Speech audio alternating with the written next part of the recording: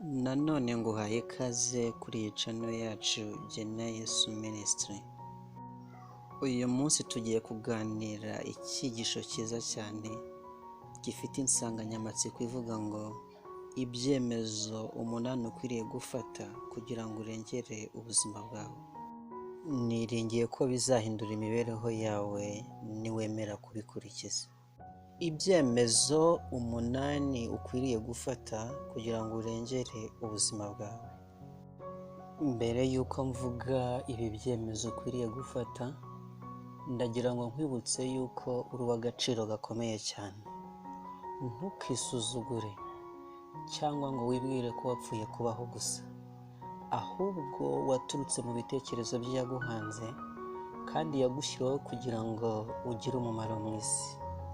Ndakumenyesha yuko waremwe mu buryo bwitondewe kandi waremwe mu ishusho y'Imana.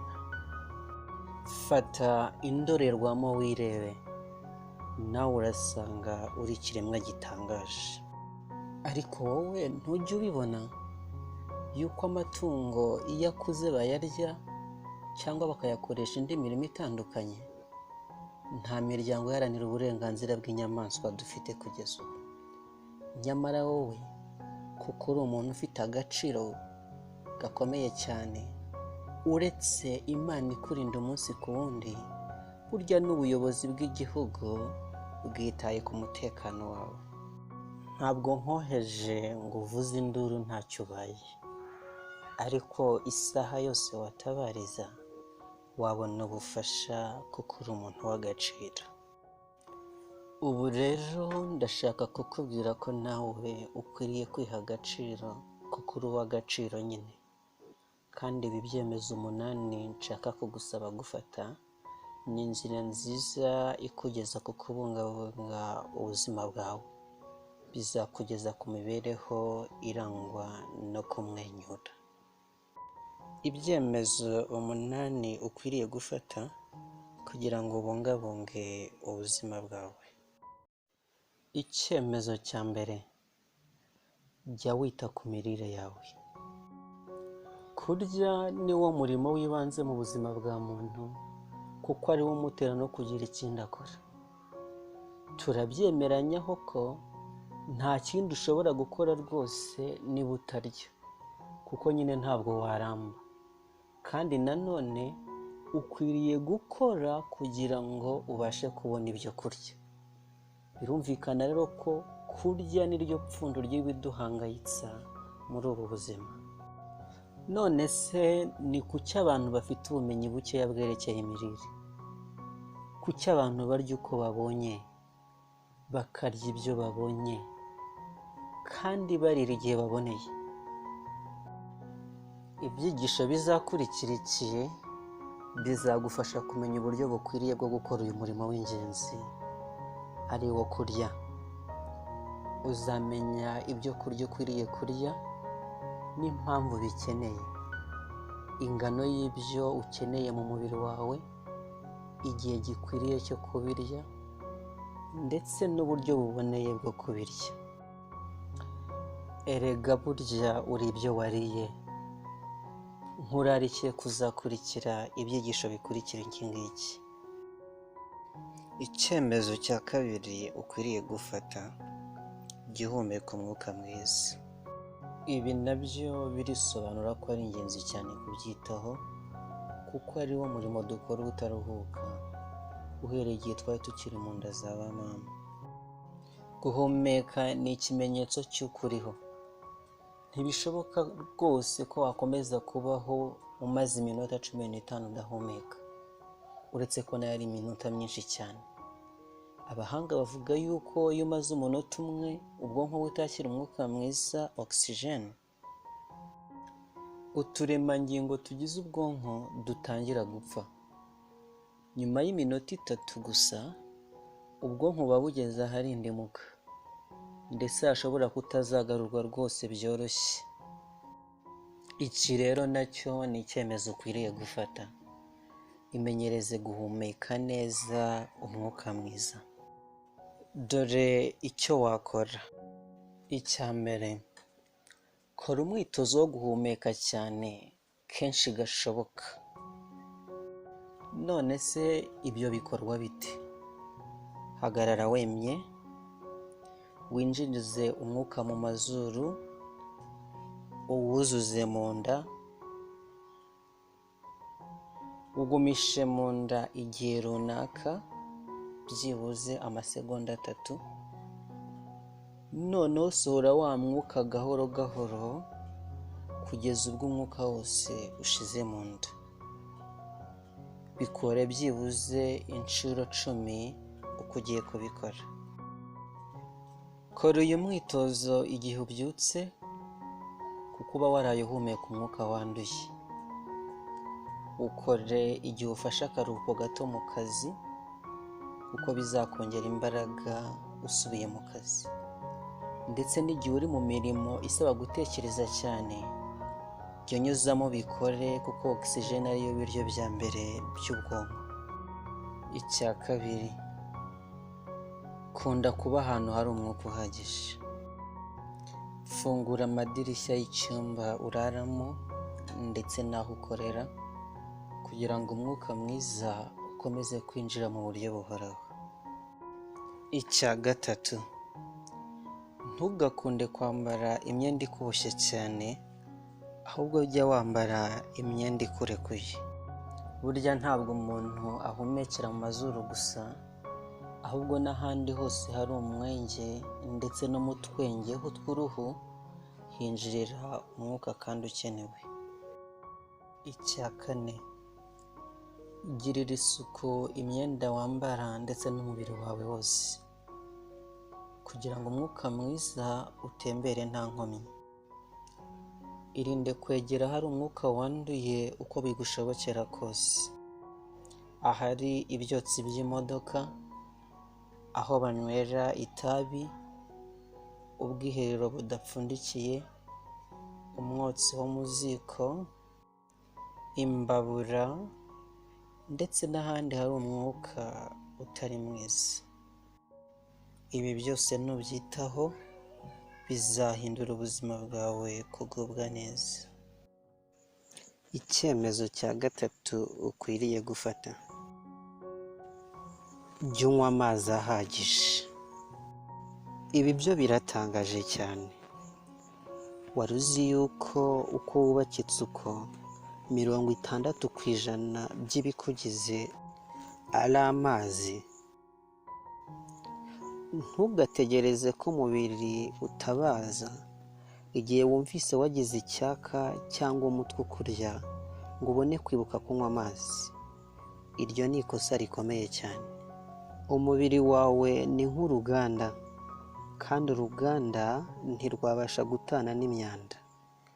Nicyo gituma impyiko zawe zishinzwe umurimo w'isukura zikeneye amazi menshi ahagije kugira ngo zisohore iyo myanda yose. Urwungano rw'igogora rukeneye amazi ahagije kugira ngo nujya mu bwiherero usohore imyanda bitagusabye imbaraga cyangwa igihe kinini.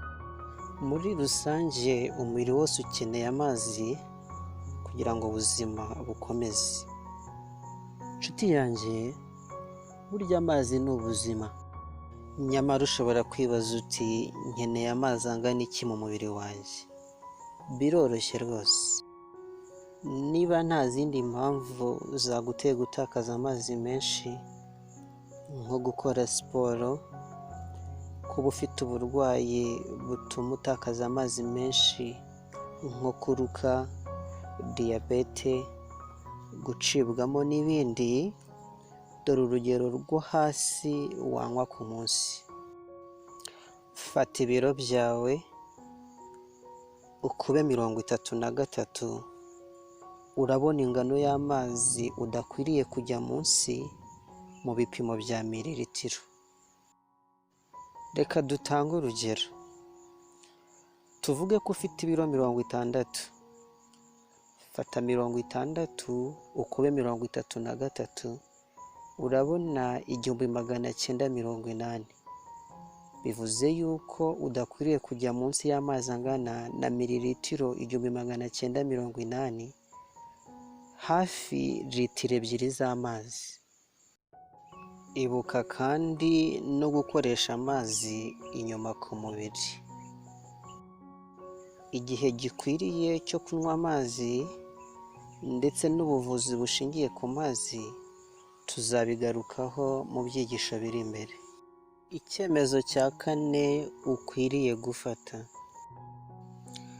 Jya ubyaza umusaruro izuba mu buryo buboneye. Burya izuba ridufitiye akamaro gakomeye kuko ari ryo soko y'imbaraga ku biri ku isi byose. Izuba riramutse ridahari ibibazo bikomeye byatwibasira. Mu buryo bw'umwihariko izuba ni ingenzi ku buzima bwa muntu. Izuba niryo dukomoraho vitamine D ikomeza amagufwa yacu ikayarinda kuvunagurika. Ryica udukoko tutuzanira akaga ku mibiri yacu. Mbese ntabwo ujya ubibona ko mu gihe cy'ubukonje aribwo abantu bibasirwa n'ibicurane kurusha mu gihe cy'izuba? Ndetse byavuzwe yuko twiteze kubona abapfa bishwe na coronavirusi bazagabanuka cyane mu gihe umugabane w'Uburayi na Amerika uzaba ugeze mu gihe cy'urugaryi, kuko iki cyorezo cyateye bari mu gihe cy'ubukonje. Ku byerekeye izuba tugirwa inama zikomeye ari izi zikurikira. Fata iminota 30 yo ku gasusuruko cyangwa ku gicamunsi izuba rigabanuye imbaraga, wota ako kazuba ka kiberenka. Gafite umumaro ukomeye cyane ku buzima. Jya wanika imyenda yawe cyane cyane yo mu ibanga ahantu hagera izuba, kugira ngo niba hari mikorobe zirimo zibasha kwangiza ubuzima bwawe zibashe gupfa. Emerera izuba kugera mu byumba by'inzu yawe ufungura amadirishya n'inzugi. Ibyo bizica udukoko utabasha kubonesha amaso. Irinde gutinda umwanya munini uri ku zuba ry'igikatu kuko ryo ryangiza uruhu rwawe. Igihe bibaye ngombwa ko ugenda ku zuba ryinshi, jya wambara amataratara y'izuba kandi wambare n'ingofero ikingira umutwe wawe. Icyemezo cya gatanu ukwiriye gufata. Jya ukora imyitozo ngororamubiri. Umubiri w'umuntu uremwe mu buryo ugomba kuva aho uri. Bityo akaga kazanwa nabyo kaba ako kwikoreza amaboko abiri. Ubwo nyine imbaraga zari zigenewe kugenda movement zikoreshwa mu gusenya umubiri. Bimeze nko kugomera umugezi utemba ngo udakomeza kugenda. Ibyo ntabwo byakunda rwose. Bitinde bitebuke wa mugezi uzasenya kuko ubwawe uzishakira inzira. Dukeneye imyitozo ngororamubiri kugira ngo buri rugingo rw'umubiri rukomeze kugubwa neza. Gukora imirimo ituma wicara umwanya munini, menya ko niba nta zindi ngamba ufashe ibyo byagushyira mu kaga, maze ugire umwanya wo gukora siporo ikunogeye. Fata iminota 30 ku munsi, ubikore byibuze iminsi 3 mu cyumweru, kandi ubikorere hanze. Ni ukuvuga ahari umwuka mwiza uhagije. Icyemezo cya gatandatu ukwiriye gufata. Jya ufata ikiruhuko gihagije. Iri naryo ni itegeko rigenga ibifite ubuzima, ko nyuma yo gukora hakurikiraho ikiruhuko. Nyamara benshi baremerewe n'imibereho y'iki gihe, ku buryo batabona umwanya uhagije rwose wo kuruhuka. Reka mbamenyeshe yuko bari gushyira ubuzima bwabo mu kaga. Ndetse reka mvuge yuko bari kwiyahura rwose. Ubwo buryo bwo gushaka ubuzima urimo gutakaza n'ubwo wari ufite burarwaye. Ndakumenyesha yuko ukeneye byibuze amasaha 7 cyangwa 8 ya buri munsi yo kuruhuka, ukaryama ugasinzira. Ntukibuze gusinzira nijoro kuko ari ingenzi cyane. kandi uko bigushobokeye jya uharanira kuryama byibuze amasaha 2 mbere ya saa sita z'ijoro, kuko umumaro wayo uruta amasaha 4 ya nyuma ya saa sita. ushobora kuba ugendera kuri gahunda ya benshi iki gihe yo kuryama utinze ukabyuka kare, ariko hari icyo nshaka gutekerezaho, ko tumaze hafi amezi 2 mu nzu tudakora kubera iki cyorezo cya coronavirusi. Hari ubwo ubuzima bwawe bwahagaze bitewe n'uko utabyutse amajoro ujya gushakisha. Nuko rero fatiraho rwose, ntuzongere kwigomwa gusinzira nijoro kuko ari ingenzi cyane, kandi uko bigushobokeye jya uharanira kuryama byibuze amasaha 2 mbere ya saa sita z'ijoro, kuko umumaro wayo uruta amasaha 4 ya nyuma ya saa sita z'ijoro nk'uko nabisobanuye. Zirikana kandi yuko gusinzira buri munsi bitaba bihagije ngo wamaze kubona ikiruhuko gihagije rwose. Fata umunsi umwe cyangwa 2 mu cyumweru uhindure ibyo wakoraga, usure ibyaremwe, usabane n'inshuti n'ibindi. Fata kandi ikiruhuko cy'umwaka, vakanse niba bigushobokera, utemberere mu kandi gace wumva ushaka kumenya cyangwa ko wishimiye kujyamo. Usure inshuti mu cyaro niba uba mu mujyi, wishimire guhindura ubuzima wari usanzwe ubamo mu kindi gihe cy'umwaka. Ibyo bizagarura ubuzima mu mibereho yawe kandi bizagutegurira gutangirana imbaraga umwaka ukurikiyeho. Icyemezo cya 7: jya wirinda ibyakwangiza ubuzima bwawe. Birumvikana rwose ko niba ushaka kugira ubuzima bwiza ukwiriye kwirinda ibyabwangiza. Reka guhaza ipfa ryawe kandi wishyira mu kaga rwose. Burya uko byaba bikuryohera kose, kurangirana no kubitapfuna mu kanwa cyangwa kubyihumuriza gusa, ubundi umubiri wose ugasigara uhanganye n'ingaruka zo kudashobora kwitegeka kwawe. Mu byo dukwiriye kwirinda twavuga itabi, ibisindisha, ibiyobyabwenge by'uburyo bwose, ikawa ndetse n'ibindi. Ibi byazaniye ingorane iyi si. Impamvu z'uburwayi tubona bwinshi zikomoka kuri iyi myifatire idakwiriye. Bisa no kwinjira mu ntambara kuba byamaze kugira imbata kugira ngo bahagarike kubikoresha. Nyamara ubu ndagutera ubutwari rwose ngo urwane kigabo. Ururimi cyangwa ipfa ryawe ntibigutegeke rwose. Bimenyereze bya bindi byiza bifitiye umubiri wawe akamaro, nabyo bizagera aho bimenyere. Icyemezo cya 8 ukwiriye gufata: hitamo kugirira Imana icyizere. Burya hari itandukaniro rinini hagati y'abizera Imana n'abatayizera. Abizera bafite ibyiringiro by'ejo hazaza, abatizera badafite.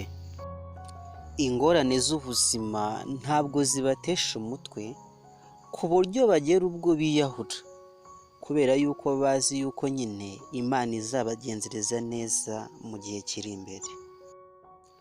Iyo bafite ibibazo bibuka isezerano ry'Imana ribabwira riti: nzi ibyo nibwira nzakugirira ni ibyiza si ibibi, kugira ngo nkuremo umutima w'ibyo uzabona hanyuma.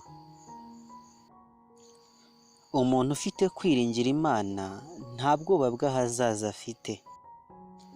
Amaganya ntamubyimbiramo ngo amugeze ku burwayi bw'umubiri cyangwa kwiyahura, kuko ayabwira Imana ye. Bene uwo muntu aba afite amahoro yo mu mutima, atajya arogoana byacitse byo mu isi. Iki nacyo ni icyemezo gikenewe mu buzima bwawe.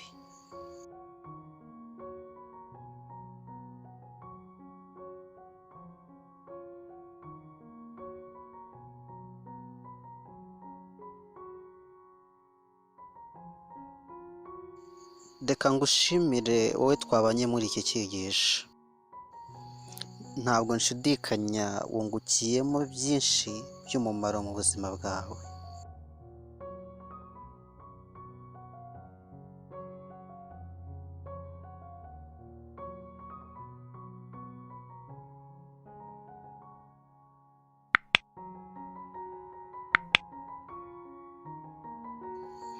Niba utarabikora, ndakurarikira gukanda subscribe kugira ngo uzamenyere ku gihe ko twashyizeho ikindi cyigisho. Ibyo kandi ni uburyo bworoshye bwo kudushyigikira. Urakoze kuko wemeye kubikora. Niba hari igitekerezo cyangwa ikibazo wifuza kutugezaho, wakwandika munsi y'ino video ahanditse comment, maze ugasiga ubutumwa bwawe. Cyangwa se ukadusanga ku rukuta rwacu rwa Facebook Yesu Ministry. Ushobora kandi kutwoherereza email kuri yesuministry@gmail.com.